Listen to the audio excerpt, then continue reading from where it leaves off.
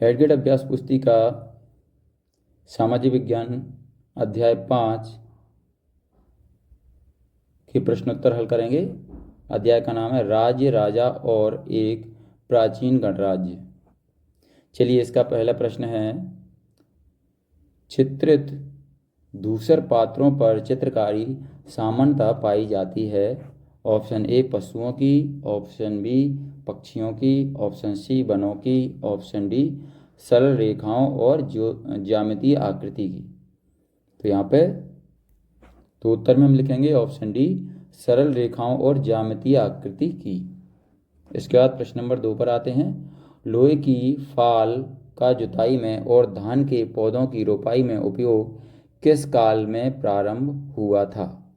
तो option A है हड़प्पा काल में, ऑप्शन बी वैदिक काल, ऑप्शन सी महाजनपद काल, ऑप्शन डी संगम युग। तो इसमें उत्तर में हम लिखेंगे ऑप्शन सी है महाजनपद काल। इसके बाद प्रश्न नंबर 3 पर आते हैं। महाजनपद काल के राजगृह और पाटलिपुत्र किस वर्तमान राज्य में स्थित हैं? ऑप्शन ए दिया है Uttar Pradesh, option B Madhya Pradesh, option C Bihar, option D Jharkhand. तो उत्तर में हम लिखेंगे ऑप्शन सी बिहार। इसके बाद प्रश्न नंबर 4 है, गण या संघ की व्यवस्था किस राज्य की विशेषता थी?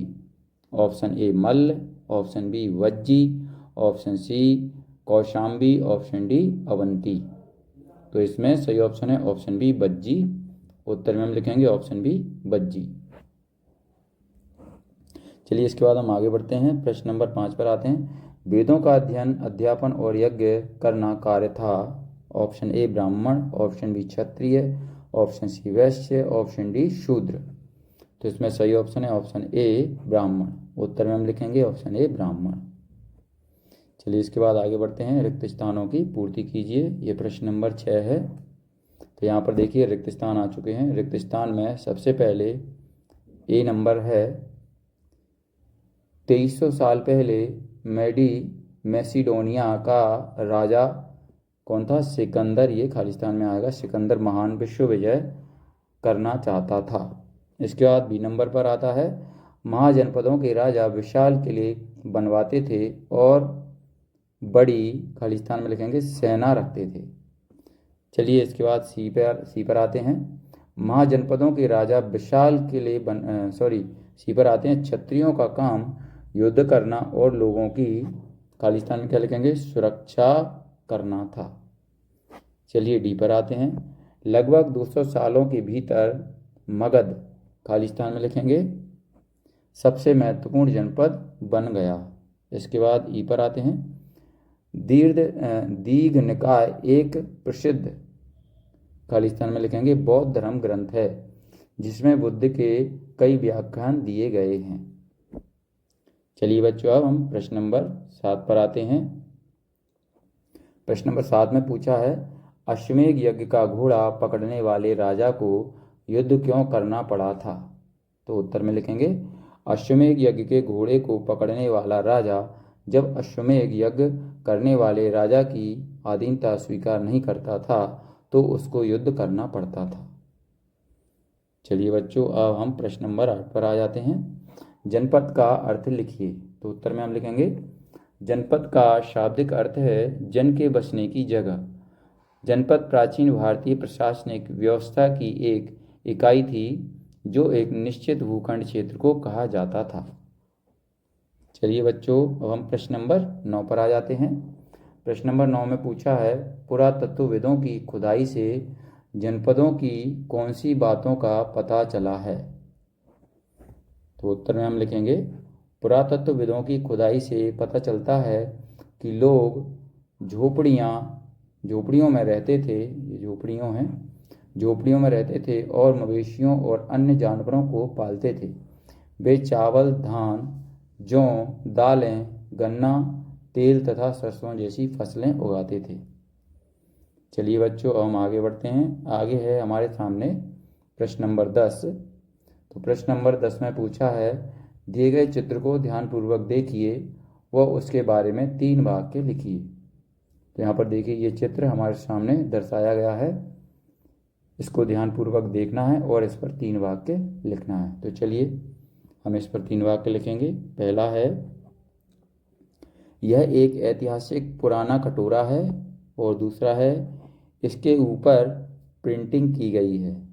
तीसरा है, यह पात्र तांबे या कांसे का हो सकता है।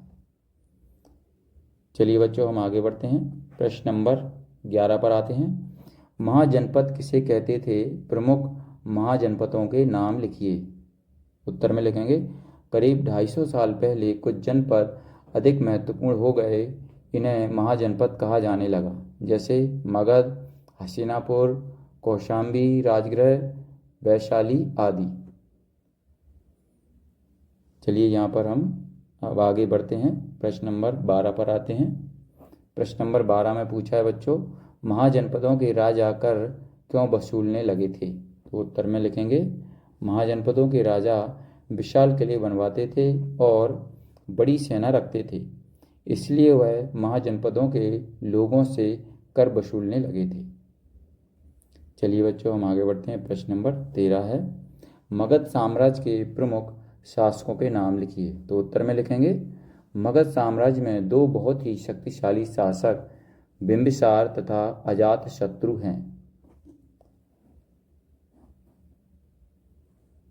ये यहाँ पर लिखेंगे थे।